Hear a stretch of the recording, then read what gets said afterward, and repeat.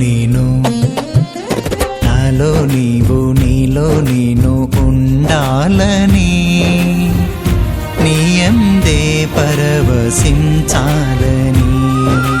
నాలో నీవు నీలో నేను ఉండాలని.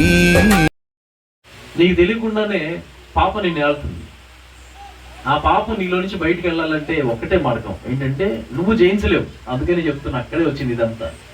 నీవు జయించలేనివి ఏవి ఉన్నాయో అవి జయించడానికి జయశీలుడైన యేసయ్య ఉన్నాడు. ఆయన చేతికి అప్పచెప్పాలి నీ చేతిని. అయ్యా నేను జయించలేను, ఈ పాపం నుంచి నేను విడుదల పొందలేను. నాలో నీవు నీలో నేను ఉండాలని, నీ అందే పరవశించాలని. నా హృదయాశయ్యా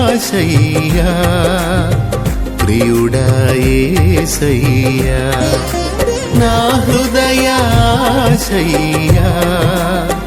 ప్రియుడా యేసయ్యా.